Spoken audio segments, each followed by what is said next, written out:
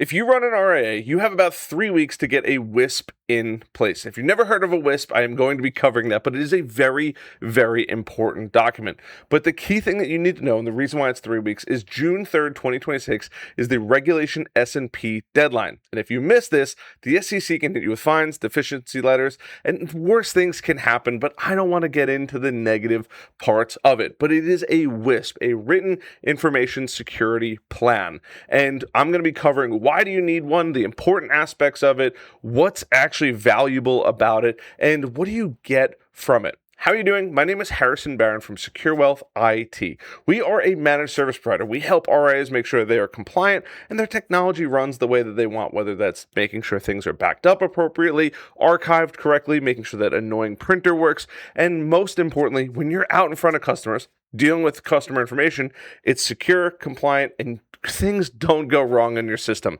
If you want to learn more about us, you can head over to our website, securewealthit.com. We have a ton of new stuff. We have resources. We're constantly adding blogs to our website here. You can go grab or check out any of the blogs that we are currently working on, as well as our resources section. We are constantly adding new stuff to it. I have a long list of things that I'd like to actually add to this list. But look, if you don't have an incident response plan, go grab one. If you're not ready for the June 3rd, 2026 deadline, go grab our evidence vault kit. And if you're curious to know about Redtail versus Wealthbox and so many more things, you are definitely going to want to check it out. It is available at securewealthit.com. So what is a WISP? Now, it is an acronym for Written Information Security Plan, program. Some of the letters are kind of interchangeable. Some will say it's a Written Information Security Plan, a Written Infrastructure Security Plan, or program, however it is. But at the core of it,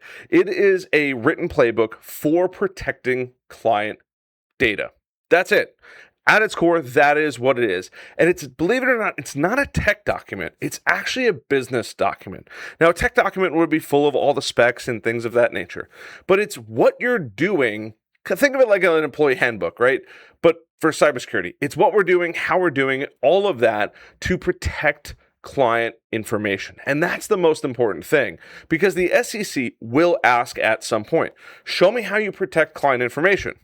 And that gets answered with a WISP, this Written Infrastructure or Information Security Plan or program. But why do you actually need one? Now, there's a whole variety of WISPs out there, depending on what industry you're in. A WISP specifically is just a document. It changes based on the industry that you're in. So if you're in accounting, the IRS actually requires you to have one. If you are in healthcare, HIPAA requires them to have one. And they all change depending on who it's actually for. But they're all laid out essentially the same. A specific one for a RIA is a little bit different and, once again, modified for what they need. And you actually need one because, like I mentioned in the beginning of this video, the SEC amended Regulation S&P back in May of 2024. So you've had a little while to be prepared for this. And the new rules specifically require an incident response program. Detect, respond, and recover are the three most important things. Basically, oh my goodness, something happened. We need to have a way to detect it, a way to respond to the thing. I don't want to say it's a breach, but it could be a breach, right? It's maybe a spill of information, whatever it is. Something has happened. So we have to figure out how we're going to respond to that, and then also to recover from that. Those are going to be the three most important things: detect, respond, and recover. They also want to see inside of your WISP, and with this the new regulation coming out, customer notifications within 30 days of a breach and you finding out, as well as a vendor oversight of a 72-hour notice of that breach. And these are all things that can live. They don't have to. They can live in other documents too. But that was the major changes that they actually came out with.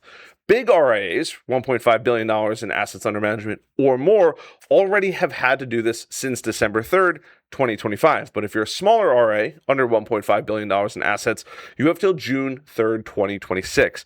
And the SEC has already stated, and I've said this in a couple videos, they are coming after offenders. They are actively looking for this. It is very, very clear on their website that they want to see this information.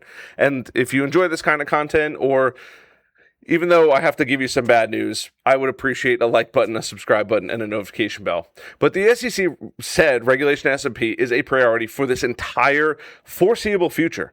They have changed it, and I have a very strange feeling this is going to be a massive priority. They typically will try to examine every SEC firm or SEC registered firm every they say 7, but the safe number is 3 to 5 years. So if it doesn't happen in 2026, it might happen in 2027. If it doesn't happen in 2027, there is a high likelihood it is around the corner at that time in 2028 and beyond. And they are just making it a priority. And this isn't a paper exercise. It's truly, they're testing you. And I hate that I even have to say that, but they want to know that you at least know where it is. So what goes into this WISP and why do you actually need it, right? There are 7 core pieces inside of a WISP. Now, it absolutely can have more, especially for RIAs, or it can have a little less depending on where you put this information into your other documents. The first is a risk assessment. What is the data that they might see, right? Where does it live? Who touches it? How often do they have access to it? Is it going to other vendors? Where is it stored? All of these things are really important. Like, what is the data? Social security numbers, bank accounts, all that good stuff. Things that you would be dealing with your clients. Where is it being stored? Is it in your planning software? Is it on your computer? Is it on a server in your office? That's important. Or is it off and you don't even hold any of the data and you just pass through it onto whatever program that you decide to use or your custodian? And then who's actually touching it? Is it multiple people in your agency or your organization? Is it a compliance officer? Is it an IT company? We have to sign an NDA and also prove, hey, this is where what are we doing with the data? It also leans on us too. The second thing is administrative safeguards. Now, this is really important. There was a huge incident not that long ago with, I believe, Stryker was the company. You can go look it up. There was, I think, 35,000 computers affected because of administrative problems. Somebody had gotten in with administrative credentials, and the way they set it up was just wrong. You need to have a security officer, training, and policies in place. A security officer doesn't have to be somebody that is a veteran in the security space. But hey, you are in charge of the security of it and delegating or working with some kind of an IT or MSP company. Then you also have to have training.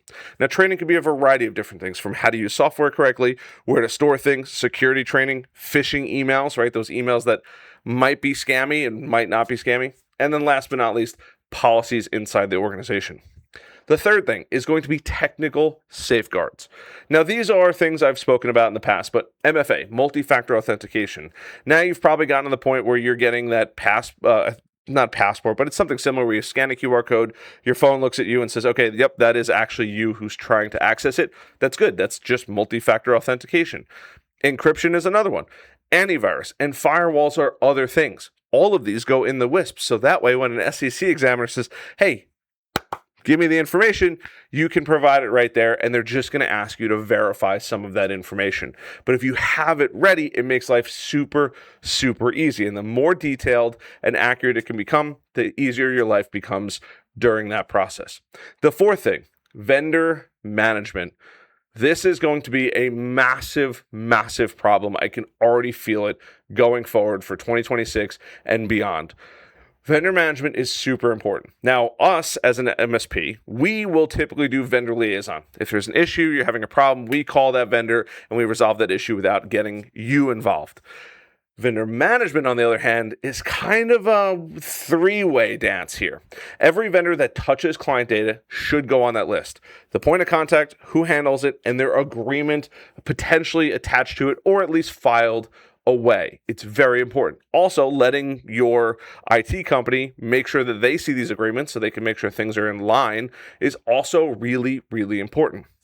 5, incident response plan. Now, this can be a standalone document, but this is a step-by-step. Who calls who, what happens, who falls back on what, all of that information needs to be in there. If you designate a certain person, right, a security officer or designated individual, if they're away, if they're on a sick, vacation, whatever it is, you can't just sit there and say, we're just going to wait for Lucy to get back. No, you got to still act. That's really, really important. So who does it fall back on as far as responsibilities go if that person is no longer there for them to execute on your incident response plan of doing this, all the steps that you feel necessary to make sure problems don't actually happen. And then last but not least, your customer notification process and procedures. Now, this one is not that big of a deal, but you still have to have it. You have to make sure that your literature with vendors says 72 hours of notification of their breach. They're notifying you. And then you have to notify your clients that were affected within 30 days. And last but not least, I've already hinted at this, testing and training. Now, this in our world is nothing new for us, but it might be new for you. You may not have gone through and, hey, let me look at my incident response plan, or let me read my WISP. It's not a very exciting document. It is in our world, but hey, look, I get it. Not all of you guys might be super interested in it, but you still have to be able to go through it, know how to access the information, and believe it or not, practice. It's just like when you were a kid, when you met with your parents and said, okay, if something happens to the house, where do we all go? Where's the meeting point? It's the same thing. You have to run a tabletop exercise. You don't have to do it all the time. Once, twice a year, just read over it. Maybe while you're all eating lunch, and just go through, hey, this all looks good. Yep, sounds great. If this happens, boom, boom, boom, and we're done. I was a volunteer fireman for a long time. It is very important to train and test and practice. I know it sounds ridiculous, but the SEC is going to want to see these things. So I'm going to give you some mistakes that I constantly see regularly. One, if you see a generic template off the internet, you have to take it and do massive overhauls on it. Every RIA is different. You're using different technologies, using different vendors. The entire infrastructure might be different. You might be using different systems, security, all of that. You need to have the writing the policy with tech involved actively. You can't just, hey, I'm going to write this policy without tech controls and all of that and just hope that you know what you're doing. If the SEC comes in and says, hey, you wrote this, but this is not really what you have, you're going to be on the hook.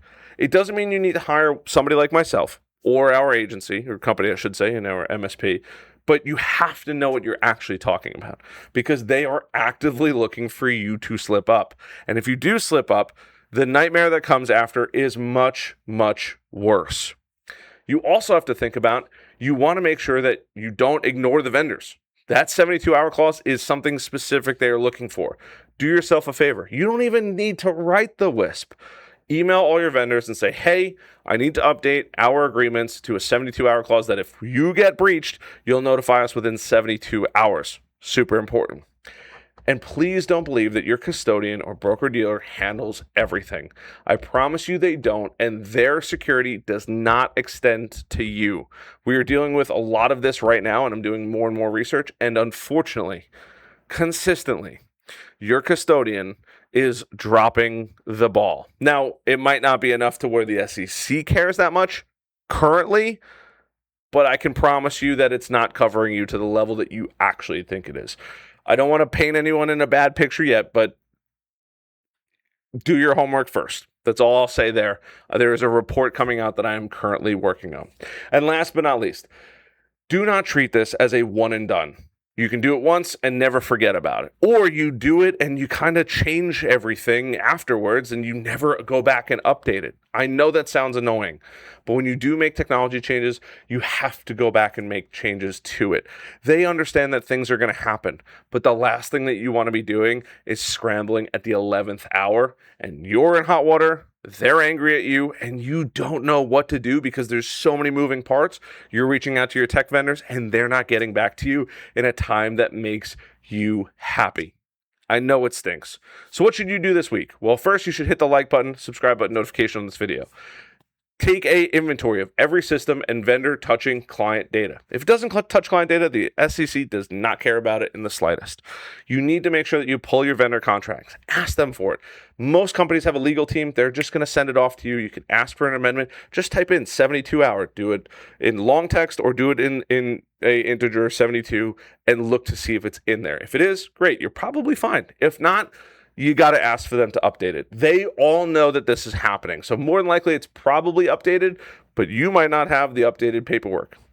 Draft and update your incident response plan. Run a tabletop experiment. How did it work? And if you're like, Harrison, we have an MSP. ask them for this information. They should be able to provide it to you fairly quickly. It's what we do all day, every day. And then document the tech controls. That is the last and final thing. When everything that I have mentioned is done, documenting tech controls, multi-factor encryption, backups, training, all that kind of stuff, then build your WISP, sign off, and have everyone trained before that June 3rd deadline. I know this sounds like a lot. It's what we do at Secure Wealth IT. If you are working with an MSP or an IT vendor, they should 1000% be able to handle this for you. If they do not, you need to go either find a new partner or begin to have that conversation of how do we make sure that we meet regulation S&P, because they are cracking down on it. I am excited and nervous for so many different companies out there, because they are making it, as soon as that June 3rd deadline hits in about 3 weeks, they are making it a very, very high priority. If you enjoyed this video, like button, subscribe button, notification bell. I appreciate you for watching. I'll see you on the next one. Bye.